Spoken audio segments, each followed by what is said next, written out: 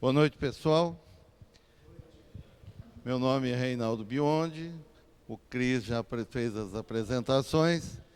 E essa palestra que nós vamos fazer hoje, eu agradeço a presença de vocês, em pleno fim de ano, né? Está todo mundo comemorando e nós aqui estamos estudando. Isso é louvável, não é? Essa palestra de hoje, ela é continuação de uma palestra que nós fizemos o mês passado sobre locação. É que tinha um grupo grande e teve muitas questões, muitas perguntas e não deu para a gente terminar a palestra. Então essa daqui é a continuação da palestra do mês passado. Muito bem. Nós vamos falar um pouco das consequências do contrato de locação.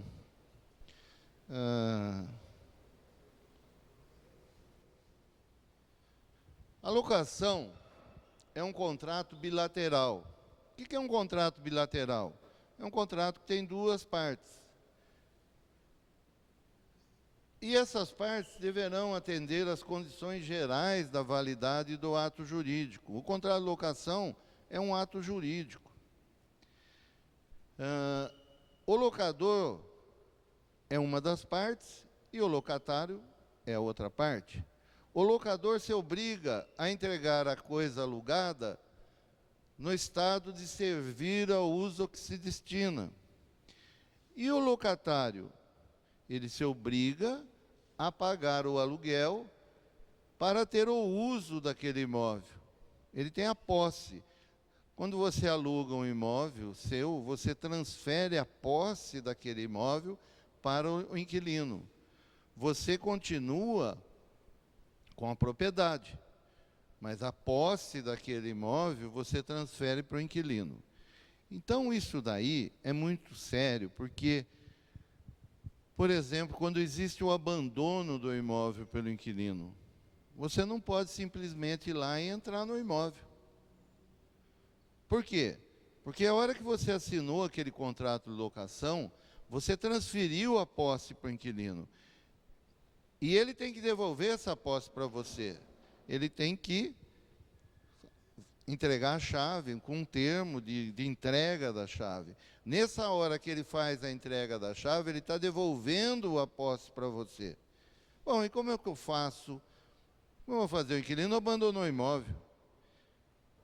Você tem que pedir uma ordem judicial de emissão de posse. Principalmente porque a lei do inquilinato ela é omissa nessa parte. Só que ela diz o seguinte: após você ter entrado com uma ação de despejo contra o inquilino e ele abandonar o imóvel, você pede para o juiz a constatação e a emissão de posse. Aí o juiz manda o oficial de justiça lá constatar se o imóvel está abandonado e dá a emissão de posse. Você vai com chaveiro, com o oficial de justiça, entra lá, e o oficial de justiça vai relacionar tudo que tiver dentro da casa. Olha a seriedade da coisa. Você não pode ir entrando. Então, normalmente é o seguinte: o inquilino que abandonou o imóvel, ele deve estar ou com o aluguel atrasado, ou condomínio atrasado, alguma coisa que o valha. Você, sabendo que aquele imóvel está abandonado, você imediatamente entra com uma ação de despejo por falta de pagamento de aluguel, e a hora que você souber qual vara que caiu e o número do processo, ao invés de você pedir a citação, você informa o juiz que aquele imóvel está abandonado, que você teve conhecimento através de vizinho e pessoalmente você verificou que o imóvel está abandonado, e pede para o juiz a emissão de posse. O juiz vai pegar, ao invés de mandar citar o inquilino, o oficial de justiça vai lá, constata e emite você na posse. Você já vai com o oficial de justiça e com o chaveiro e faz a emissão da posse. O que ele está fazendo? Ele está devolvendo, o juiz está devolvendo a posse para você. Agora, se tiver bens dentro do imóvel, você vai ficar como fiel depositário. Esse é um grande problema. Mas não tem outra saída, porque se você entrar no imóvel sem a ordem judicial, amanhã esse inquilino de má fé vai falar que tinha dinheiro, que tinha uma televisão, que ele não tinha mudado ainda, que ele estava tirando aos poucos o imóvel, as coisas dele, e aí para você provar. Então, isso é uma situação séria, que você não pode ir entrando no imóvel de qualquer jeito. Se o proprietário for na sua imobiliária e falar, não, eu vou entrar, você pede para ele se responsabilizar. Não participem disso, que isso é sério. Então, nós temos o contrato de locação, bilateral e oneroso. Por quê? Porque você vai pagar um aluguel. A onerosidade do contrato de locação é o valor do aluguel. A lei do inquilinato, ela tem um artigo que diz o seguinte, é o artigo 45. Ele diz o seguinte, olha, são nulas de pleno direito as cláusulas do contrato de locação que visem a elidir os objetivos da lei, notadamente as que proíbem as prorrogações previstas no artigo 47, ou que afastem o direito à renovação, na hipótese do artigo 51, ou impõem obrigações pecuniárias para tanto. O que esse artigo fala? Que tudo que você colocar no contrato de locação, que for contra a lei do inquilinato, os princípios da lei do inquilinato, aquilo é nulo. É como se não existisse. Por exemplo, hoje você tem que colocar que o reajuste é anual. Se você fizer um contrato e colocar que o reajuste é mensal ou é trimestral, como era antigamente, é nulo. Vocês sabem a diferença de nulo e anulável. Anulável é um ato que você tem que tomar uma atitude para anular. O nulo, não. O nulo já é nulo. É como se não estivesse ali. Por exemplo, você colocou que o reajuste é trimestral e o inquilino não aceita o reajuste. Ele não tem nem que discutir. Aquilo lá é nulo. Então, as cláusulas que você vai colocar no contrato de locação têm que ser permitidas pela lei do inquilinato. Não adianta você colocar um monte de cláusula lá que, por exemplo, a famosa cláusula de 30 meses e o inquilino pode desocupar após 12 meses de locação, não é? Todo mundo faz isso. Aí o proprietário coloca no contrato dele que ele também pode pedir o imóvel após 12 meses de locação. Como o inquilino pode, ele também pode. É nulo. Você pode colocar no contrato que o proprietário pode pedir o imóvel menos de 30 do período contratual, mas isso é nulo, porque a lei só permite ao inquilino esse benefício, ao proprietário não. Tá certo?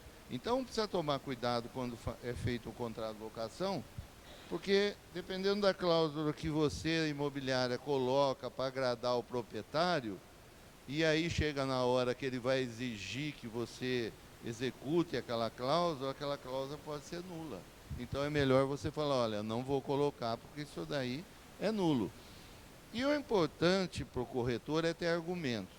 Como que você vai provar para ele que é nulo? Você pega a lei do inquilinato e mostra o artigo 45.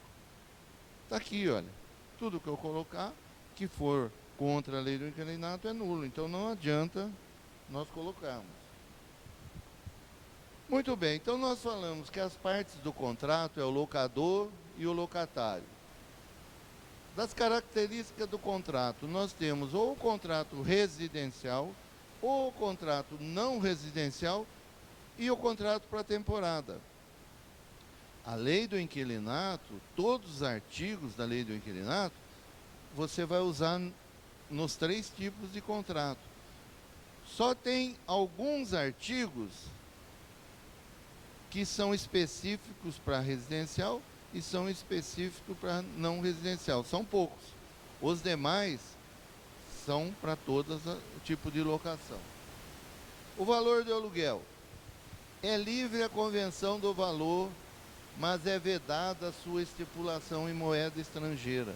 Você pode colocar o valor do aluguel que você quiser, mas tem que ser em real.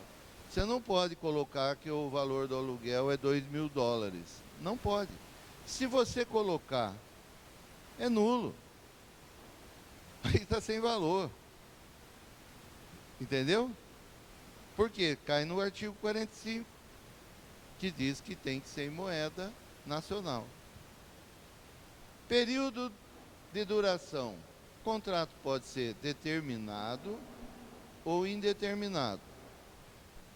Você pode fazer o contrato com o período que você quiser. Porém, cada período, se você colocar, vai ter uma consequência. Na aula anterior, nós explicamos bem isso, que é denúncia vazia, essas coisas todas. Então, olhem no site do Cresce, que vocês vão verificar essa parte do período, do prazo contratual. Mas só relembrando, você coloca o prazo que você desejar. Só que cada prazo vai ter uma consequência. Tá certo? Garantias da locação. Esse é um dos temas principais de hoje. Quando nós falamos em garantia da locação, a primeira coisa que vem na cabeça é o fiador, não é? Primeira coisa que nós pensamos é fiador. Tanto é que a gente tem pessoal que fala assim: ah, de fiança eu dei uma caução. Caução é uma coisa, fiança é outra. Então, quando se fala em garantia da locação, vem aquela figura do fiador, que por pesquisa, com todas as consequências ainda hoje, o fiador pode ser exonerado da fiança, ainda é a garantia mais usada em toda a região. É ainda o fiador. Apesar do seguro fiança, a caução, o fiador é o mais usado. Garantias do contrato de locação. O locador pode exigir, veja só, o locador pode exigir. Não é que fica à vontade do inquilino, não, ele pode exigir. Uma das garantias, quais são? Caução, fiança, seguro fiança e cessão fiduciária de cotas de investimento. Sendo vedada, sob pena de nulidade, aqui não é nulo. Aqui é pena de nulidade. Mais de uma modalidade de garantia no mesmo contrato. Então, o que a lei está dizendo? Que você tem 4 tipos de garantias que você pode colocar no contrato de locação. Que é a caução, a fiança, o seguro fiança e a cessão fiduciária. Nós temos 4. Você não pode ter um contrato de locação que tenha um fiador e que tenha uma caução. Por exemplo, o fiador é fraco, né, diz no mercado, ele não, a renda dele é pequena. Então o inquilino fala: olha, eu vou dar 3 meses de caução e meu pai assina como fiador. Pode? Não pode. Por quê? A lei proíbe 2 tipos de garantias diferentes. E se você fizer isso, é nulo? Não é nulo, mas é anulável. Cai na mão do juiz, na execução, o juiz vai anular uma. Qual que ele vai anular? A segunda. Por exemplo, eu fui fiador e você deu uma caução. Então ele vai verificar qual foi a primeira e vai manter. A segunda ele anula. Ele pode até anular a fiança e aceitar que a caução, por exemplo, vamos supor que no dia 1º você deu uma caução de 3 meses, e no dia 30 eu fui lá, assinei como fiador. O que ele vai fazer? Ele vai considerar a caução de 3 meses e vai anular a fiança, porque tem 2 tipos de garantias. Mas se eu quiser colocar 5 fiadores, eu posso? 5 fiadores. A lei fala que não pode ter 2 tipos de garantia. Acontece que a fiança é uma garantia. Eu posso colocar 5 fiadores. Eu não estou colocando 2 tipos de garantia. Eu estou colocando a mesma fiança. 5 pessoas vão ser fiadores. Aí pode. O que não pode é você colocar a fiança e outro tipo de garantia. Entenderam isso?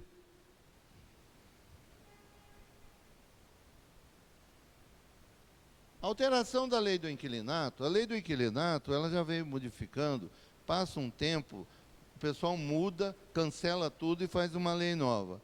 Aí vai tendo os problemas, vai colocando lei, vai tendo um amontoado de leis. Daí eles cancelam tudo e faz uma lei nova. Hoje, nós temos já um amontoado de lei, mas a que vale é 8.245. Só que em 2009, saiu essa lei 12.112, que veio alterar a lei 8.245. O que ela diz? Salvo disposição contratual em contrário, qualquer das garantias da locação se estende até a efetiva devolução do imóvel, ainda que prorrogada a locação por prazo indeterminado, por força de lei. Isso daí veio resolver um problemão para quem mexe com locação. Por quê? Porque quando o fiador assinava o contrato, ele assinava por 1 ano ou 30 meses. A grande dúvida é quando o inquilino continua no imóvel e o contrato é prorrogado por prazo indeterminado. Por exemplo, antes dessa alteração, o que está em vermelho foi alterado em 2009. Antes você tinha um problema sério, porque a lei era omissa, falava que o fiador entregava até a devolução do imóvel. Só que a lei prorroga a locação por prazo indeterminado. E você coloca no contrato que o fiador assina até a entrega da chave. Você tem que colocar no contrato que o fiador entrega até a entrega da chave. O que você quer dizer com isso? Que ele vai entregar, o contrato é de 30 meses, venceu aqueles 30 meses, ele prorroga-se por prazo indeterminado. E aí o inquilino fica mais 30 meses, ou 1 ano, tal. E o fiador, aquele tempo, ficava numa dúvida tremenda. Eu sou fiador ou não sou? Eu sou fiador pelo prazo do contrato, não pelo prazo indeterminado. Mas a lei prorrogava automaticamente esse contrato por prazo indeterminado. E você, fiador, assinou até a entrega da chave. Então era uma briga tremenda. Quando o fiador tentava pedir exoneração, você contestava, era uma ação que levava 2, 3 anos, e nesse período você tirava o inquilino, porque você sabia que ele ia acabar ganhando no tribunal. Com essa modificação, resolveu em parte isso daí. Por quê? O que ele fala? Olha, salvo disposição contratual em contrário, quer dizer, se você escrever outra coisa no contrato, vale. Agora, se você não escrever, o que vale? Qualquer das garantias da locação se estende até a efetiva devolução do imóvel, ainda que prorrogada a locação por prazo indeterminado, por força dessa lei. Então, o fiador hoje, ele é fiador mesmo da locação prorrogada por prazo indeterminado. Acabou essa dúvida. Eu sou só dos 30 meses? Não, você é dos 30 meses, mas você vai até a entrega da chave. Precisa entender um pouco o que é fiança. O que é fiança? A fiança é uma espécie de contrato através do qual uma pessoa, fiador, garante com o seu patrimônio a satisfação de um credor, caso o devedor principal, quem é o devedor principal? O inquilino. Aquele que contraiu a dívida, não solva seu vencimento.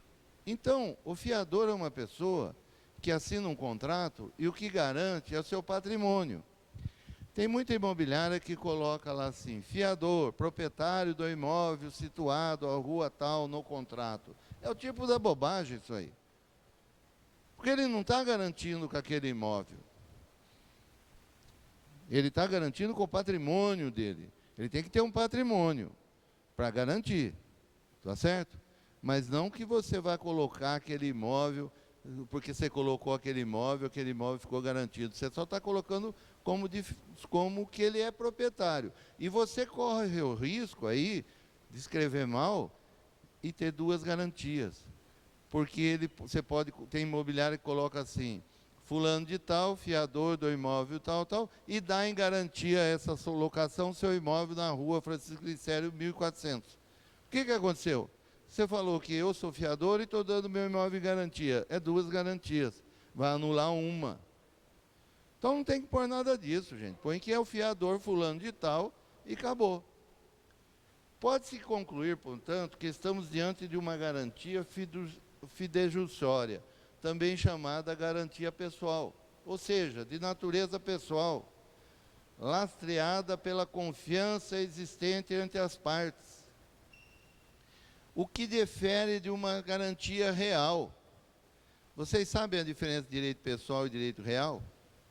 Direito pessoal é o direito de obrigação de duas pessoas, em relação às duas pessoas. Direito real é o direito que você tem sobre a propriedade. Então, quando você está sendo fiador, você está assumindo uma obrigação pessoal, não tem nada com a sua propriedade. Apesar de que quem vai garantir se você vai pagar ou não é o seu patrimônio. Mas você não deu nenhum deles ainda para o credor. O que está valendo é a sua pessoa, o seu cadastro, a sua idoneidade. Tá certo? Então, essa é a situação do fiador. Hoje nós temos que tomar cuidado, porque para assinar como fiador, você precisa da assinatura da esposa, ou precisa do marido.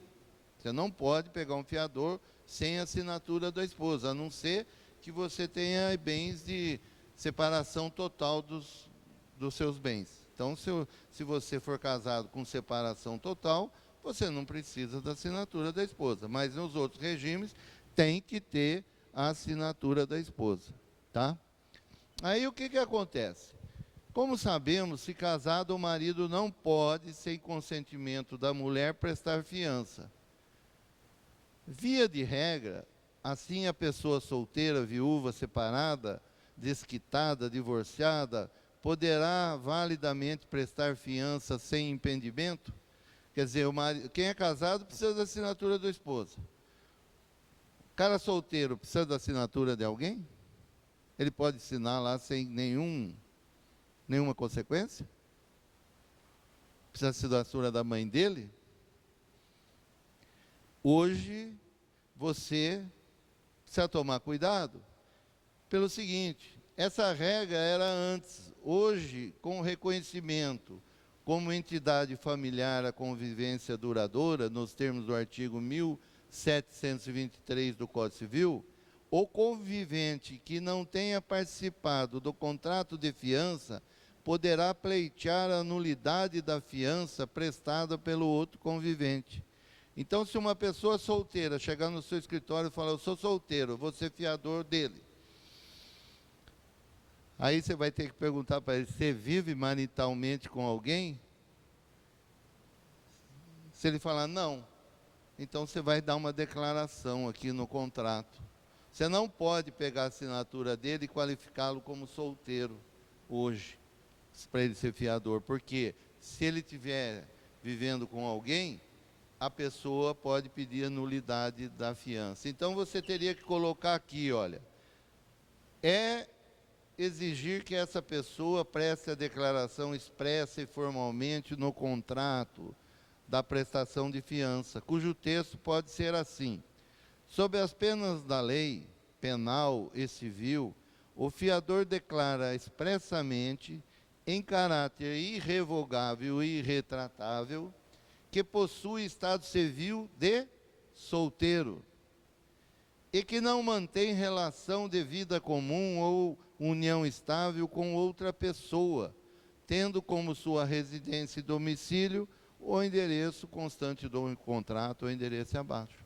Então, hoje, para você pegar um solteiro como fiador, você tem que colocar isso daí, no contrato de locação. A hora que você está qualificando ele, você vai colocar isso, porque amanhã Se aparecer alguém, você vai falar, não, ele assinou aqui como, ele se responsabilizou civil e criminalmente que ele não vivia com ninguém. Tá certo? Solvência do fiador. Normalmente, o fiador é uma pessoa que deve ter o imóvel quitado em seu nome. Mas o senhor não falou que o fiador sou Joe? É a pessoa? Tudo bem. Só que você vai fazer o cadastro dele, você quer ver o patrimônio dele. Não quer dizer que aquele imóvel ele está dando em garantia, mas você quer ver, você pede um patrimônio. Você tem patrimônio para ser fiador? Você tem propriedade?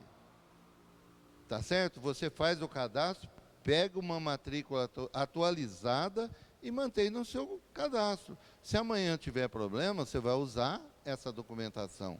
Então, normalmente deve morar na mesma cidade em que o inquilino pretende alugar o imóvel. Antigamente, vocês aí que são da velha guarda, não aceitavam imóvel de jeito nenhum de outra cidade, né? Fiador de outra cidade. Hoje, aceita-se. Mas há um tempo atrás, ninguém aceitava fiador de outra cidade. Por quê? Você imagina, nós estamos aqui em Campinas, nós vamos aceitar um fiador de São Paulo. Aí tem o problema. Você vai entrar com uma ação e vai citar essa pessoa em São Paulo.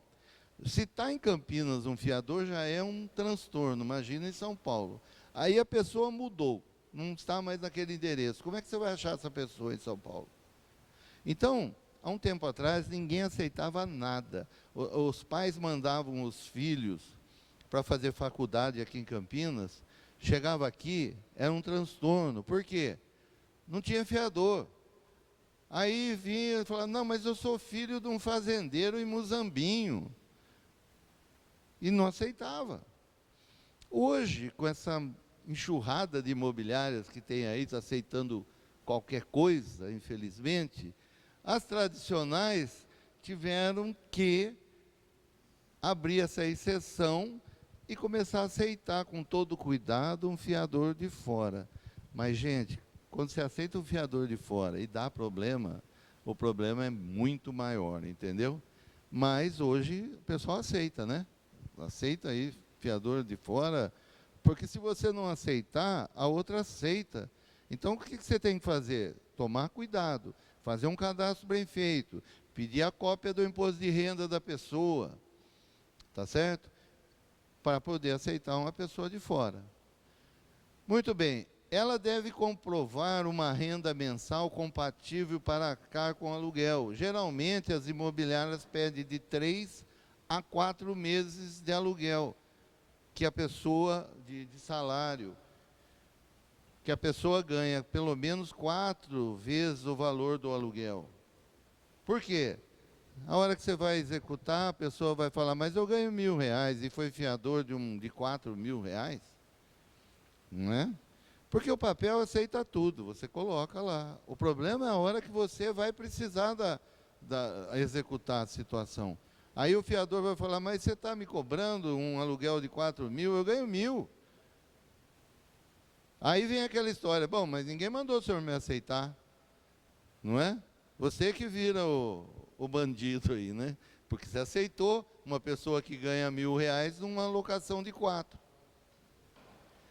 Ser fiador envolve riscos financeiros judiciais, como de ter que pagar o aluguel para o inquilino inadimplente, e até mesmo ter seu imóvel penhorado. O fiador pode escolher ser responsável subsidiário ao invés de solidário. O que é isso? Qual a diferença de subsidiário e solidário? Como subsidiário, ele garante o chamado benefício de ordem, em que o fiador só vai responder pela dívida depois de serem executados os bens do inquilino. Então, quando você faz a cláusula do fiador, você colocar que ele está assinando subsidiariamente com o locatário, você está dizendo o seguinte, se esse inquilino não pagar, vocês vão executar primeiro o inquilino, depois vocês vão me executar. Então, as imobiliárias não aceitam essa cláusula. Todo mundo coloca que o fiador assina solidariamente com o inquilino. Por quê? E coloca uma cláusula e renuncia o benefício de ordem. Qual é o benefício de ordem? Primeiro cobrar o inquilino, depois o fiador. Ele renuncia esse benefício que a lei lhe dá. Então, se o inquilino não pagar, você pode executar o fiador direto. Agora tem um detalhe, não sei se vocês sabem. Por exemplo, o fiador tem uma casinha que ele mora, é o bem de família, é dele, é a única coisa que ele tem na vida. E ele foi fiador. Ele nem disse que ele tinha essa casinha, mas ele deu a matrícula lá na imobiliária. E aí o inquilino não deixou de pagar aluguel. A imobiliária vai e executa aquele fiador e penhora aquela casa que ele tem, bem de família, pode penhorar. Aí vai a leilão e o fiador perde a casa, mesmo sendo bem de família. Aí ele diz assim, bom, já que eu perdi a casa, o inquilino eu sei que ele comprou uma casa, eu vou executar a casa dele. Só que é bem de família também. E aí? Não pode. Então, por exemplo, eu chego para o proprietário e falo, olha, você vai me executar? Pelo amor de Deus, eu só tenho essa casa, não me executa não. O inquilino tem uma casa. Ele comprou, ele saiu da sua casa e comprou. Executa ele, toma a casa dele. Não pode. A casa do inquilino, que é bem de família, você não pode penhorar. E a casa do fiador, sendo bem de família, você pode penhorar. Acreditam nisso? Ele que pensa antes de assinar, né? É verdade. Fique amarelo na hora de dizer não, do que... Não, fique vermelho na hora de dizer não, do que amarelo a hora que vier a conta, né? Vocês entenderam isso? O imóvel do fiador vai à penhora, mesmo sendo bem de família. A do inquilino, não. Olha como é sério a profissão de vocês. Olha lá. O cara tinha uma casinha, ele era o proprietário, foi fiador, veio a conta, penhoraram a casa dele e foi a leilão. E aí? Não é? Então, voltando àquela história que nós estávamos falando, é comum cláusula dizendo que o fiador é proprietário de tal imóvel. Ou pior ainda, que dá tal imóvel em garantia, daí é 2 garantias. Se o fiador vende esse tal imóvel, ele fica na insolvência para a fiança que prestou. Não é nada disso. Você qualifica o fiador e não coloca nada, que ele é proprietário de nada. Só tem a matrícula dele. Se você quiser colocar, você vai colocar pelo menos assim, olha.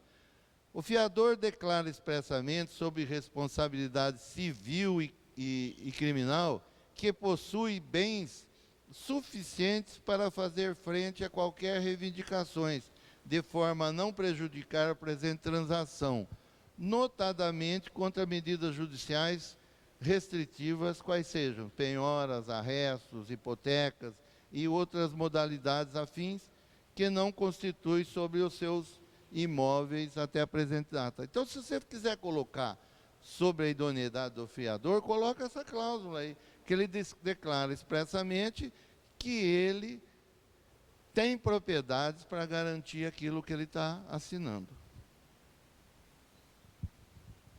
Contrato de locação, só para terminar a fiança.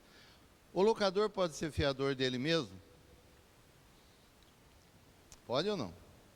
Eu tenho um monte de propriedade, eu vou alugar um imóvel, eu falo, eu vou ser fiador de mim mesmo. Eu vou assinar, eu assino como inquilino ou assino como fiador. Ou eu tenho uma empresa, eu tenho um escritório, eu vou alugar um imóvel para o meu escritório. E eu quero ser o fiador para não ter que pedir para o Pompeu, que o Pompeu não está querendo ser fiador mais. Aí eu falo com o Lucílio fala, minha mulher não assina, rapaz. Aí eu falo, bom, então eu vou ser meu fiador mesmo. eu vou alugar para o meu escritório e vou ser fiador. Pode? Não pode. Por que não pode? Porque tem um artigo 818 do Código Civil que diz o seguinte: pelo contrato de fiança, uma pessoa garante satisfazer ao credor uma obrigação assumida pelo devedor, caso esse não cumpra. Então, o contrato de fiança, ele está embutido no contrato de locação. Apesar do contrato de fiança estar dentro do contrato de locação, ele é um contrato à parte, regulado pelo Código Civil. E o Código Civil diz o seguinte, que o fiador é a pessoa que garante a dívida de um terceiro. O fiador não garante a dívida dele mesmo. Então, se você tiver um fiador, você querer ser fiador seu mesmo, você não pode ser. Você não é terceiro. E o contrato de fiança existe para garantir a dívida de um terceiro. Está no Código Civil, olha, 818. Então, se a pessoa for no seu escritório, quiser alugar um escritório para ele, ou ele tem uma firma que ele é sozinho naquela empresa, e ele mesmo quer ser fiador, não pode. Agora, se ele tiver um sócio, por exemplo, são 3 sócios na empresa, e um deles vai assinar como fiador, pode. Porque ele está assinando por um contrato que tem terceiros. Entenderam isso? Não me peguem a assinadura de fiador para si mesmo. Tem que assinar junto. A mulher sempre tem que assinar junto. Essa seria uma cláusula que a gente coloca no contrato de locação de fiança, tá? Aí você coloca: assino esse contrato como fiadores e principais pagadores e como devedores solidários, o locatário e os fiadores qualificados no presente contrato, estendendo-se também a fiança à hora prestada, as obrigações locatícias dos subrogados no contrato de locação. Então, essa cláusula aqui, você vai pegar tudo que puder e colocar nessa cláusula. Tem coisas aí que não servem para nada, mas complica na hora de você executar. Tá certo? Então, é uma cláusula. Essa palestra também vai para o curso, vai para a TV Cresce. Vocês podem clicar lá, daí vai ter essa cláusula projetada. Quem quiser copiar, salvar para ter, para pôr no contrato, fiquem à vontade. Aqui, olha, quando é possível o locador de um imóvel residencial exigir substituição do fiador? Quando que é possível eu, como locador, exigir que seja substituído o fiador? Essa alteração que houve agora da lei do inquilinato diz o seguinte: a subrogação com morte do inquilino. Por exemplo, morreu o inquilino, ficou morando no imóvel o filho dele. Quem permanecer no imóvel deverá comunicar o locador e o fiador, e esse poderá se exonerar. Olha como é sério a situação do fiador hoje pro locador. Por isso que o seguro fiança está bombando, né? Seguro fiança hoje é a melhor garantia que tem. Ela é cara, mas é a melhor que tem, não é? Por quê? Porque, olha só, a subrogação com a morte do inquilino. A lei diz que quem permanecer no imóvel deverá comunicar o locador e o fiador. Aí morreu o inquilino, ficou o filho dele. Normalmente o filho dele vai ficar quieto, né? Ele não vai comunicar. Mas o certo seria ele comunicar à imobiliária: olha, meu pai morreu e eu quero os recibos no meu nome agora, por causa do meu imposto de renda, né? Eu tive um caso desse. Então, você tem que notificar o fiador e o locador que o seu pai morreu e quem está no imóvel é você. Aí, o fiador, a hora que ele recebe a notificação, ele fala assim: ah, é? moleque sem vergonha, judiou do meu amigo a vida inteira, eu vou deixar de ser fiador. Eu não vou ser fiador desse moleque aí, não. Ele pode se exonerar. E como que ele pede a exoneração? Com uma simples notificação. Ele notifica o proprietário que ele era fiador do João Aparecido de Alcântara Xavier, e que ele morreu, e que quem está lá é o Zezinho, e ele não vai ser fiador do Zezinho. E aí? Você está sem fiador. Aí o proprietário o que tem que fazer? O proprietário tem que notificar o Zezinho para que ele arrume um fiador no prazo de 30 dias, sob pena de liminar, despejo com liminar. Entenderam? Então a fiança hoje começou a ficar preocupante, porque ele pode sair facinho. Outra maneira, o casal separa. O casal separa. Aí o fiador pode também ser exonerado da fiança. Porque existe a separação que o marido vai embora e fica a mulher morando no imóvel. Até combinado na própria sentença de separação, fica acertado o seguinte, que o marido vai embora para Rondônia e quem vai ficar no imóvel é a esposa. E aí? O fiador fala, eu não vou assinar para essa esposa não, ele pode sair fora. E a exoneração é rápida. Aí a nossa pergunta é, quando o locador poderá pedir a mudança do inquilino? Quer dizer, a hora que ele receber essa notificação, ele dá um prazo de 30 dias para o inquilino arrumar outro fiador. Se o inquilino não arrumar outro fiador, ele entra com uma ação de despejo com liminar e tira o Zezinho ou tira a Maria, que ficou no imóvel. Então a saída é essa, a oportunidade é essa. Aí vem o seguinte, salvo disposição contratual, em contrário, o fiador responde até a efetiva entrega das chaves, mesmo o contrato prorrogado por prazo indeterminado. Mas poderá notificar o locador sua exoneração após vencimento do contrato. Vocês lembram que eu falei que agora acabou o problema da prazo indeterminado, porque a lei fala que o fiador é fiador mesmo vencido o contrato por prazo indeterminado. Então, se você tem um contrato de 2 anos, durante os 2 anos, o fiador não pode pedir exoneração. Ele tem que respeitar o contrato. Mas a lei fala que se esse contrato se prorrogar por prazo indeterminado, ele continua sendo fiador. Porém, ele pode pedir exoneração. Se ele ficar quieto, ele vai ser fiador até a entrega das chaves.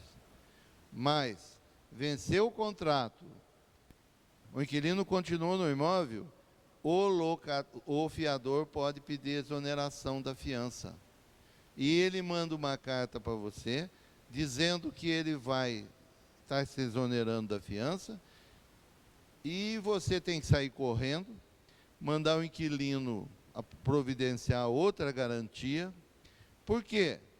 Esse fiador, ele continua responsável por 120 dias ainda. Então, quando ele notificar você que ele está deixando de ser fiador, a imobiliária tem uma responsabilidade tremenda aí. Por quê? A imobiliária, normalmente, vai entregar a notificação na imobiliária. A imobiliária vai ter que pegar essa notificação e notificar o inquilino, dizendo que o fiador está deixando de estar se exonerando e você tem 30 dias para arrumar um novo fiador. Aí a pessoa vai no seu escritório e fala para você assim, eu não tenho um novo fiador. E aí? Você que sabe. Se você quiser continuar com ele sem fiança, pode. Você chama o proprietário e fala, olha, foi um inquilino excelente a vida inteira, e agora o fiador pediu exoneração, e o que o senhor acha de a gente ficar sem fiador? Se ficar sem fiador e ele não pagar o aluguel, cabe liminar, em 15 dias nós tiramos o inquilino. Aí o proprietário fala para você assim, o que você acha? E aí, o que o senhor acha? Aceita ou não? Vamos supor que você fala, vamos aceitar. Então vamos aceitar. Aí, vai ficar sem fiador. O fiador saiu, você tem que fechar a conta para ver se deve alguma coisa, não deve nada. Maravilha. E aí a locação continua sem fiador. Aí o inquilino não paga. O inquilino atrasa. Nunca atrasou. Agora não tem fiador mais, vou pagar meu cartão de crédito e não vou pagar o aluguel. E atrasa. Aí você chama o proprietário e fala, nós vamos ter que entrar com uma ação de despejo por falta de pagamento, porque ele atrasou do aluguel. Olha que coisa, ele atrasou o aluguel. Atrasou, quantos meses ele está atrasado? 2 meses.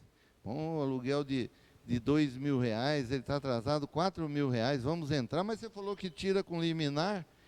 Tira sim. 15 dias? É, a lei fala 15 dias. Vamos supor que foi esse mês aqui, o fórum já está tocando sininho lá. Dia 20, Papai Noel passou no fórum, o fórum parou. Você vai entrar com uma ação de despejo pedindo liminar, vai dar 8 meses. Porque, olha, dezembro, janeiro, fevereiro, está tudo parado lá no fórum. E aí? Aí você fala para o proprietário, o juiz disse o seguinte, que para dar a liminar, o senhor tem que fazer uma caução de 3 aluguéis. Aí o proprietário vai falar para você, mas você não me falou isso. Então, quando você falou que você achava que era interessante alugar sem fiador, você não me falou isso? Que uma liminar de 15 dias leva 6 meses? E que para mim ter a liminar eu tenho que depositar 3 aluguéis, o cara já não me paga 2, eu vou ter que depositar 3, eu vou ter que depositar R$9.000, ou R$6.000, que seja, de calção, mais honorários do advogado, e vai levar 6 meses para ele desocupar? Ah, mas eu sei de uma coisa, ele tem uma casinha. A hora que a gente sair, nós penhoramos a casa dele. Pode penhorar a casa do inquilino? Não pode penhorar a casa do inquilino. Então, nessa hora, pode até doer, mas não aceitem, gente. Orientem bem o proprietário. Se ele quiser aceitar, você faça ele assinar um termo, que você orientou, explicou todas as consequências. E ele assume, porque senão depois vai em cima de vocês. E a responsabilidade do corretor hoje é séria. Ele pode alegar que ele teve perdas e danos por negligência sua. Tá certo? Então, veja só, quando você receber uma notificação dessa, que o fiador está querendo se exonerar, corram, chamam o inquilino, dá 30 dias. Por que vocês têm que correr? Porque durante 120 dias, o fiador continua como responsável. Então, se você resolver a situação nesses 120 dias, você não vai ter problema, porque esse fiador resolveu, ele continua, tá certo? Então, você tem 120 dias para resolver esse problema. Muito bem. Essas são as notificações que vocês vão ter. Se vocês entrarem no site lá, daí vocês vão poder ter os modelos das notificações. Aqui é o caso que eu digo que fechem a conta. Por exemplo, vamos supor que o inquilino arrume um novo fiador. Tá? Aí ele chega no seu escritório e fala assim, olha, eu tenho um novo fiador. O que você tem que fazer? Tem que fechar a conta. Por que você tem que fechar a conta? Porque, vamos supor que tenha débitos anteriores. O senhor vai ser fiador agora, a partir dessa data. Mas os débitos anteriores o senhor não está assumindo. Então, você tem que fechar a conta. Aqui tem condomínio atrasado, tem PTU atrasado, o imóvel está sujo, eu entreguei com pintura nova, fecha essa conta e cobre desse fiador que está saindo, para que esse fiador novo entre com vida nova. Não ter o problema de chegar na hora e amanhã você falar, não, mas espera aí, o condomínio era de 3 meses antes de eu assumir a fiança, então fecha a conta. Agora, vocês vão poder falar assim, mas não é contraditório? A lei não diz que o fiador ele é responsável, mesmo vencido o contrato por prazo indeterminado? Ela diz isso, mas ela diz também que nesse período de prazo indeterminado, ele pode pedir exoneração. Se ele não pedir, ele ficar quieto, ele vai ser fiador ad eterno. Mas se ele vencer o contrato, ele pode pedir. Tem que dizer, no período contratual, ele não pode pedir a exoneração. Está claro isso? A caução. Vamos lá na situação da caução. Vamos parar um pouco de fiador, né? A caução poderá ser em bens móveis ou imóveis. A caução em bens móveis deverá ser registrada no cartório de títulos e documentos. E as em bens imóveis deverá ser averbada na margem da respectiva matrícula. Então, se eu der em caução numa garantia, bens móveis meu, eu posso dar. Não é? Eu tenho uma árvore de Natal muito bonita, que pertenceu a Dom Pedro I, tem um valor tremendo, eu dou essa árvore de Natal como garantia da locação. Faz-se um contrato e registra no títulos e documentos. É um bem imóvel. Eu dou um carro como garantia da locação, pode. Ou eu dou um bem imóvel. Se eu der um bem imóvel, vai garantir, vai averbar na matrícula. Isso daí é uma situação que está pegando agora, de dar bem imóvel. Eu vou explicar para vocês uma consequência meio séria nisso aí. A caução em dinheiro, que não poderá exceder a equivalente a 3 meses de aluguel, deverá ser depositada numa poupança. Isso aí ninguém aceita. Na época que a poupança dava um juro tremendo, o pessoal até aceitava, porque acompanhava. Hoje não. Você pega 3 meses de aluguel, quando o inquilino atrasou, já foi 1 mês. Aí, até você entrar com a ação, já foi 2 meses. Aí, quando ele for citado, já foram os 3 meses. Só que tem uma vantagem. Se ocorrer isso, que 4 meses já se passaram e você não tirou o inquilino ainda, está sem garantia, porque a caução já acabou. Aí você pode pedir para o juiz uma liminar. Entenderam isso? Então, a sua garantia era uma caução de 3 meses. Aí o inquilino atrasou 1 mês, você levou aí 1 mês para entrar com a ação, tem 2 meses de aluguel atrasado. Mais 1 mês para citar o inquilino, 3 meses. Acabou a garantia. Aquele contrato já está sem garantia. Aí você pode pedir ao juiz que, como a caução de fiança era de 3 meses e já tem 4 de dívida, que ele dê uma liminar ao invés da ação de despejo correr no rito normal. E o juiz concede a liminar. Tá certo? Só que você, para ele dar a liminar, você tem que depositar 3 aluguéis.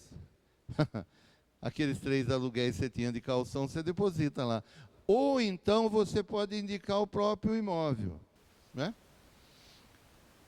Bom, a caução em títulos e ações deverá ser substituída no prazo de 30 dias, em caso de concordata. Não é o caso aí, tá? Então, a caução em dinheiro.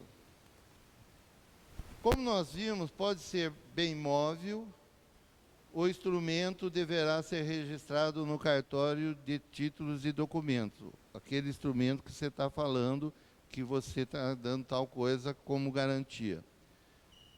Caução em dinheiro, poupança, não pode passar de 3 meses. Se você pedir mais, é contravenção penal. Você pedir 4 meses, 5 meses, 6 meses, é contravenção penal. Não pode pedir mais. Caução do bem imóvel. Além da escritura pública de caução de bem imóvel como garantia locatícia para valer perante terceiros, deve ser levada para averbação na respectiva matrícula do bem dado em caução. Isso foi um tema de maior discussão na outra palestra. Por quê? Tinha várias pessoas assistindo aqui que estão usando esse tipo de garantia. Qual o tipo de garantia? Você dá um bem imóvel de um terceiro ou seu mesmo em garantia. No início, isso daí era exigido uma escritura pública. Era exigido uma escritura pública. Por exemplo, eu tinha um imóvel, você vinha pedir para mim ser seu fiador. Eu falava, não, eu não vou ser seu fiador, mas eu tenho uma chácara, eu dou em calção. Aí eu fazia uma escritura pública, dizendo que eu estava dando aquela chácara em calção. Eu não vou ser seu fiador, eu estou sendo calcionante. Eu estou dando uma chácara minha para você dar como fiador, como garantia. O senhor mesmo, o senhor é inquilino, você tem uma chácara ou um imóvel, você dá como garantia dessa locação. Exigia-se uma escritura pública, se chamava escritura pública de calção de fiança locatícia, na qual você fazia uma escritura no cartório e registrava essa escritura, averbava, desculpem, essa escritura na matrícula do imóvel que você estava dando em garantia. Tá? Entenderam isso? Isso daí está virando uma febre. Muita gente vem vindo de fora e, às vezes, a empresa tem propriedade de fora e está dando esse imóvel em garantia. Os cartórios de registro começaram a ceder e começaram a aceitar instrumento particular de calção de fiança locatícia. Então, não precisava fazer mais escritura pública, um próprio instrumento particular, porque você averba. Hoje, os cartórios de registro estão aceitando o contrato de locação. Então, você coloca uma cláusula no contrato de locação calcionante. O calcionante dá em garantia o imóvel, tal, papapá, e você registra aquele contrato no registro daquele imóvel que foi dado em garantia. Registra não, desculpe, a verba. Aí começou as interpretações. E nós temos 3 tipos de interpretações. Porque eu digo para você, o papel aceita tudo, gente. Nós não falamos, você pode escrever o que você quiser no contrato de locação. Só que se você escrever alguma coisa que vai contra a lei do inquilinato, o que nós falamos? Que é anulável. É nula, não é nem anulável, é como se não estivesse lá. Então, por exemplo, olha as interpretações. É uma nova modalidade de garantia, num primeiro momento, difícil de ser compreendida, pela novidade que representa. Não se esqueça que o papel aceita tudo, né? Olha lá. Um dos entendimentos afirma que, se a calção envolver um imóvel, deve ser formalizado por escritura pública, a qual deverá ser registrada para gerar direito real de garantia. Com isso, constitui-se em hipoteca. Porque o que eu falei para você? Qual é o direito pessoal e o direito real? Quando eu sou seu fiador, eu tenho um direito pessoal. E nós temos uma obrigação pessoal entre pessoas. Quando se fala em direito real, é o meu direito sobre o imóvel. É o direito que eu tenho sobre a propriedade. Eu posso vender, usar, não é? Então, o direito real é o direito da pessoa sobre a propriedade. E o direito pessoal é a obrigação entre as partes, entre 2 pessoas. Se você fizesse, como eu disse no começo, que você teria que fazer uma escritura pública de calção de fiança locatícia e registrar, você estava fazendo uma hipoteca e não calção de fiança. E se fosse uma hipoteca, ia agravar, porque a hipoteca você registra. O que é uma hipoteca? Hipoteca consiste em destinar um bem imóvel para a garantia de uma dívida. A eficácia da hipoteca surge com o seu registro. Com isso, vincula o bem com a dívida. Então, quando eu dou uma hipoteca, eu estou transferindo o direito real que eu tenho sobre aquela propriedade. Eu sou proprietário, eu posso vender, dispor, usar, gozar daquela propriedade. Eu tenho esse poder real. E eu dei em garantia da dívida, eu fiz uma hipoteca. Olha lá, vincula o bem à dívida. Por quê? Porque a hipoteca dá registro. E a caução de fiança não dá registro, dá averbação. E com a averbação não transfere o direito real. Então, se você achar que você fez uma caução de fiança de bem imóvel para garantia locatícia, e você vai lá e averba, a hora que você averbou, você não transferiu o direito real. Você simplesmente averbou um direito pessoal. Eu estou dando o imóvel em caução. Aí, para fazer isso, teria que ser hipoteca, mas não é hipoteca. Você não fez uma escritura de hipoteca. Porque a hipoteca vincula o imóvel, está lá no imóvel. Olha o problema que começou. Aí, existe um outro entendimento. Entendimentos são dos tribunais. Não é nosso, não, é dos tribunais. Diz que a caução locatícia através de imóvel é uma nova modalidade de garantia constituída excepcionalmente por um contrato de locação, aparecendo a pessoa do caucionante. E o ato a ser registrado no registro de imóvel é a averbação. Mesmo assim, gera uma garantia real. Essa aí está fora da realidade. A averbação não gera direito real. Tá? Mas eles aceitam o contrato de locação para registrar, para averbar no imóvel que foi dado em garantia. Outro entendimento a qual nos filiamos, quer dizer, é o nosso, que eu entendo que é o correto, prevê que a caução do bem imóvel deverá ser averbada na matrícula por força do artigo 38, e não gera direito real algum, mas sim um direito pessoal, quando da apresentação de um contrato que prevê essa modalidade de garantia, livremente convencionada pelas partes com a presença do caucionante. Isso não impede a venda do imóvel. E se eu vender o imóvel, eu cancelo a caução, porque eu não transferi o direito real. O caucionante transferiu um direito pessoal de dar o imóvel dele para garantia da locação. Mas ele não transferiu o direito real que ele tinha naquele imóvel, ele transferiu o direito pessoal. Ele deu aquele imóvel em garantia. Por quê? Porque não foi registrado. É averbação. A lei fala que é averbado, e a averbação não transfere o direito real. Entenderam? Aí o que acontece? Eu dei a minha chácara lá como caucionante para o senhor no seu contrato de locação. Aí eu vendi a minha chácara. Apesar de na matrícula constar que eu dei esse imóvel em garantia, esquece, vai ser anulado. A pessoa vai tirar esse gravame do registro tranquilo. E aí o que acontece?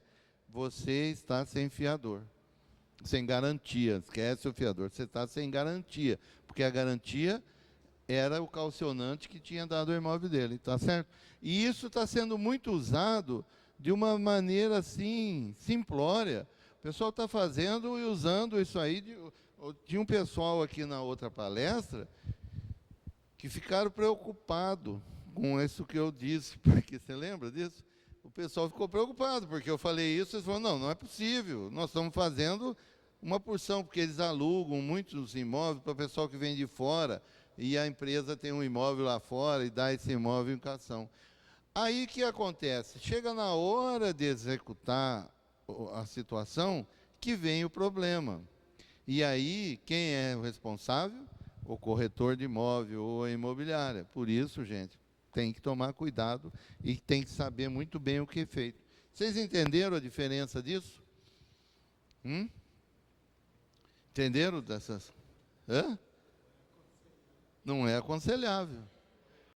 Assinatura do contrato. Diz, a assinatura do contrato de locação não precisa ter testemunha. Eu não aconselho fazer sem testemunha. Porque a testemunha aqui no Brasil é um negócio meio, né, feito assim no tapa, né?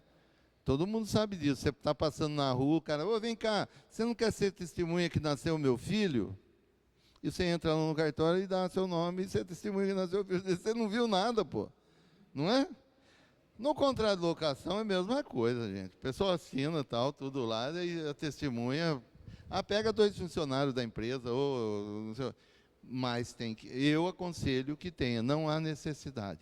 Reconhecimento de firma. Reconheçam firma de todo mundo. Por quê? Existe aquela situação que vem o fiador e a esposa no seu escritório e assina. Existe aquela situação que você dá um contrato para o inquilino, ele leva, né, a maioria das vezes leva, assina e traz. Aí, quando dá o problema, a mulher fala, essa assinatura não é minha. E aí?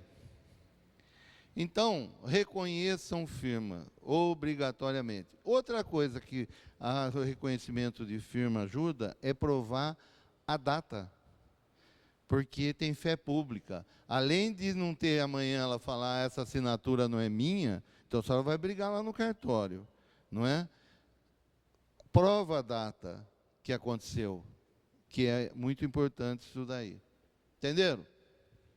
Então, isso não deixem de fazer. 1 mês após o contrato ser assinado, acontece a separação. Isso aí nós já até falamos, né? Quer dizer, o casal se separa, você conhecia o marido, você assinou pelo marido, e na sentença de separação diz que a mulher vai continuar no imóvel. É aí aquela situação daquelas notificações. Ela notifica, e se ela não arrumar um fiador, você tem 120 dias para resolver o problema, porque o fiador do marido dela, que está se exonerando, ele vai responder por 120 dias. Então, você tem 120 dias para resolver essa situação. Se não resolver, você que sabe, fica com a menina separada lá sem fiador, não é? Ou então você tira já para não ter problema depois. Uma coisa séria, muito séria. Quer ver? O artigo 40. O locador poderá exigir novo fiador para substituição da modalidade de garantia, nos seguintes casos: morte do fiador, ausência de interdição, prorrogação do contrato por prazo indeterminado. Está vendo? Esse artigo que diz, prorrogação do contrato do prazo indeterminado, uma vez que o locador foi notificado pelo fiador a intenção de se exonerar. O locador poderá notificar o locatário para apresentar nova garantia. É o que nós explicamos até agora. É o artigo 40 da Lei do Inquilinato. Algumas ações de despejo com liminar. Isso aqui é importante. Agora, aqui tem uma situação que eu achei que isso não ia ser aprovado. Esse daqui, o artigo 8º. Com as modificações constantes desse capítulo, as ações de despejo terão um rito ordinário. Aí ela diz assim, conceder-se-á liminar para desocupação em 15 dias, independente da parte contrária, desde que prestada a caução de 3 meses. Aquilo que nós estávamos falando. Nas ações que tiverem por fundamento exclusivo, isso que está aí. Eu vou explicar cada caso. O que é uma liminar? Você entra com a ação, o juiz manda tirar o inquilino sem ouvir o inquilino. Ele não vai ouvir você. Ele manda você sair, dentro de 15 dias. Aí ele fala para o proprietário fazer a caução de 3 meses. Por que faz a caução de 3 meses? É uma garantia. Porque a hora que você entra com a ação e pede a liminar, e o juiz concede, e você tira o inquilino sem ouvi-lo, a ação não para ali. Ela continua. O inquilino sai e a briga continua. e amanhã esse inquilino prova para você que essa liminar foi injusta. Não era por aí, o juiz não entendeu direito da situação e deu a liminar. É injusta. O que acontece? Essa caução de 3 aluguéis é uma indenização que vai para o inquilino. Tem esse problema também. Vamos supor que você entre, pega liminar. Aí você fala para o proprietário, me dá 3 aluguéis aí para mim conseguir a liminar. O proprietário dá. O juiz tira o inquilino. O inquilino pega um excelente advogado e mostra que você errou. E aí, os 3 aluguéis de calção vai para o inquilino. E aí o proprietário vai conversar com você. O seu advogado fez besteira. Só que não foi o advogado, é a imobiliária. Entenderam? Então, toma cuidado com isso. Muito bem. Quais ação que entra com liminar? Havendo necessidade de reparações urgentes no imóvel e o inquilino não quer deixar. Aí você entra e o juiz concede a liminar para tirar ele lá.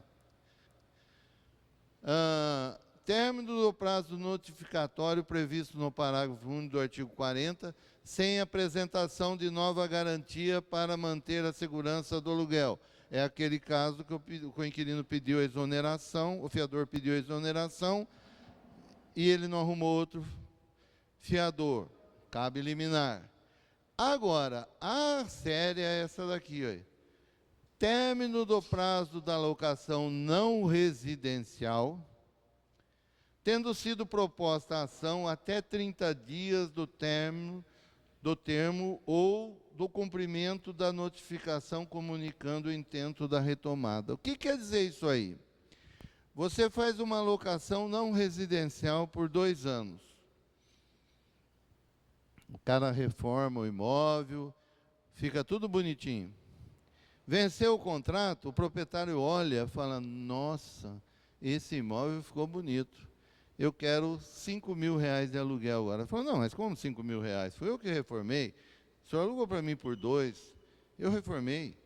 Agora o senhor quer 5 mil reais? Não, meu amigo, venceu o contrato, se você quiser renovar é 5 mil reais. Aí ele fala assim, eu não vou renovar. Montei meu escritório aqui, está tudo instalado, tal, não sei o quê. Você entra com uma ação de denúncia vazia e ele é despejado em 15 dias. Então a sua empresa que começou a girar depois de 2 anos, estava indo bem agora, começando a recuperar o que você gastou, o proprietário tira você de lá em 15 dias. Lógico que não é em 15 dias, porque o fórum não consegue fazer isso. Então, isso é muito sério. O que está acontecendo com isso daí? Está acontecendo o seguinte, que muitos proprietários estão usando disso para aumentar os aluguéis. Por quê? Eu tenho um estabelecimento aqui, já divulguei minha marca e venceu o meu contrato. E aí o proprietário vem e fala para você assim, não, eu quero o imóvel, ou você me aumenta o aluguel, ou eu peço o imóvel. Se você falar não, ele vai falar o quê para você? Eu vou tirar você em 15 dias, por causa desse artigo 59. Entenderam isso? Isso daí é muito sério. Agora, vamos supor que você tem uma locação que esteja por prazo indeterminado. Nós estamos falando que venceu agora, você pediu, você entra, só que você tem que entrar nos 30 dias subsequentes ao vencimento do contrato para ter direito a liminar. Mas o contrato estava por prazo indeterminado. Para tirar o inquilino por prazo indeterminado, você tem que notificá-lo e dar 30 dias para ele desocupar. Tá certo? Aí, se o inquilino não desocupar nos 30 dias que você deu, você teria que entrar com a ação de denúncia vazia com pedido liminar nos 30 dias subsequentes. Porque se você passar dos 30 dias subsequentes, você perde o direito da liminar. Entenderam isso? O contrato está por prazo indeterminado. Você foi lá, pediu para o inquilino desocupar. Ele falou, não vou desocupar. Para você tirar, você tem que notificá-lo. Você vai notificar, falando para ele, dentro de 30 dias, você tem que desocupar. Aí passaram os seus 30 dias, ele não desocupa. Aí o proprietário tem que entrar com a ação dentro de 30 dias subsequentes para pedir a liminar. Se ele perder esse prazo, ele não pode pedir mais a liminar. Entenderam isso? Ele tem que começar tudo de novo, notificar de novo. Tá? Agora, esse artigo aqui, no projeto de lei, eu pensei que não fosse passar, porque é muito sério isso aí. Você aluga um imóvel para montar o seu escritório por 2 anos. Venceu os 2 anos, o proprietário tira você de lá em 15 dias. E aí, o que você faz com o seu escritório? É muito sério esse artigo aí, mas infelizmente passou. Tá certo? Para terminar, a falta de pagamento de aluguel e acessórios da locação no vencimento, estando o contrato desprovido de garantia, também cabe liminar. Então, veja só, quando saiu essa alteração da lei, saiu até um comentário muito forte que agora você pode alugar sem fiança, não é? Não é bem assim. Você pode, se o proprietário concordar. A única coisa que, se você alugar sem fiança e o inquilino atrasou o aluguel, você entra com ação de despejo por falta de pagamento e pede liminar. E o juiz dá. Porque uma ação de despejo por falta de pagamento hoje, com um imóvel que tem garantia, com um contrato que tem garantia, leva de 12 a 14 meses para você tirar o inquilino. E sem garantia, você tira aí em 4, 5 meses, porque cabe a liminar. Entendeu? Só que a outra você tira e vai executar o fiador, né? E nessa daí, não, você não tem como executar ninguém, você vai tentar receber do inquilino. A única coisa. Uma coisa que nós achamos que ia acontecer e acabou não acontecendo, com essa facilidade da exoneração de fiança, a gente achou que vários fiadores iam pedir exoneração. Isso não aconteceu. Só acontece quando você começa a cobrar o fiador. Você manda uma carta para o fiador dizendo que o inquilino dele está atrasado, ele manda uma notificação para você que ele está se exonerando da fiança. E aí você tem 120 dias para correr. Entendeu? Então, hoje, cobrar o fiador dá até medo. Você manda a carta de cobrança, ele te devolve uma notificação dizendo que... Hã? Se tiver por prazo indeterminado. Por isso que o seguro de fiança é a melhor coisa. Por quê? O seguro fiança, você faz o seguro fiança, o inquilino paga o seguro fiança. Se ele atrasar, a seguradora entra com a ação e vai te pagando os aluguéis, não é? Você não deixa de receber os aluguéis, ela vai te pagando. E tira o inquilino meio rápido, porque ela vai lá, força acordo com o inquilino, aquela coisa toda. O único inconveniente é para o inquilino, que é caro, né? O seguro-fiança acaba sendo caro. Mas, como garantia, é uma excelente garantia. Agora, só para terminar, esse caso da fiança do contrato sem fiança, sem garantia, desculpa, a gente está tão acostumado a falar em fiador, sem nenhum tipo de garantia. O inquilino atrasou, você entra com ação de despejo e pede a liminar. E o juiz concede. Só que é uma liminar meia, vamos dizer, fajuta. Por quê? Se o inquilino for lá e purgar a mora, cancela a liminar. Olha que interessante. Você tem um contrato sem garantia. O inquilino atrasou. Você entrou com a ação. Você deposita 3 meses de caução. O juiz te dá a liminar. Aí o inquilino, no prazo para desocupar, ele vai lá no fórum e purga a mora. O que é purgar a mora? É pagar. Ele vai lá no fórum e purga a mora. Só que se ele pegar um advogado aí meio, né? Ele não purga a mora total. Porque a hora que você entrou dizendo que ele está atrasado com um mês de aluguel. O advogado vai lá e paga aquele mês, purga a mora daquele mês. Aí o juiz manda você dizer, cancelou a liminar já. Aí manda você dizer, aí você vai falar para ele que, não, excelência, ele está atrasado 5 meses já. Aí o juiz fala para ele, escuta, você tem 10 dias para completar o depósito. E ele não completou. Isso aí vai 10, 12 meses, coisa. Entenderam isso? Então, esses são inconvenientes da demora da justiça, né? E essa possibilidade, quer dizer, deu liminar, deu liminar.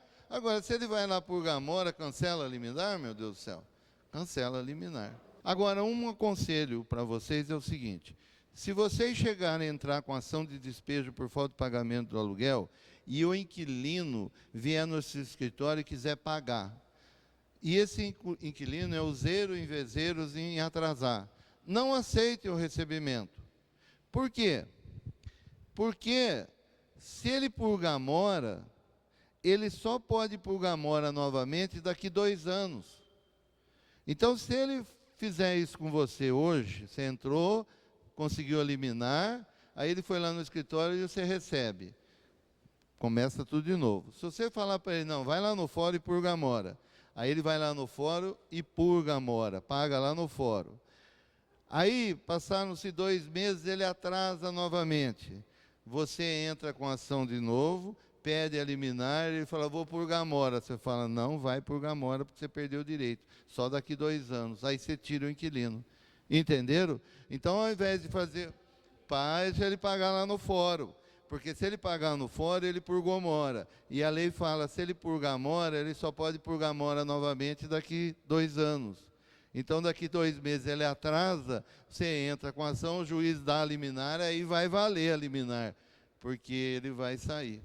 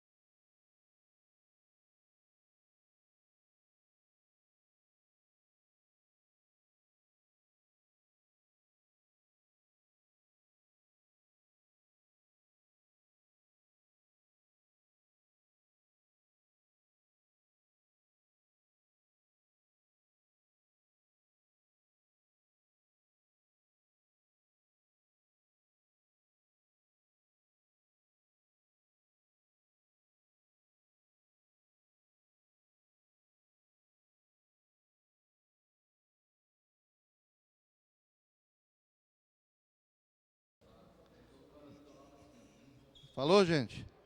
Obrigado. Um bom Natal para vocês. Muito obrigado.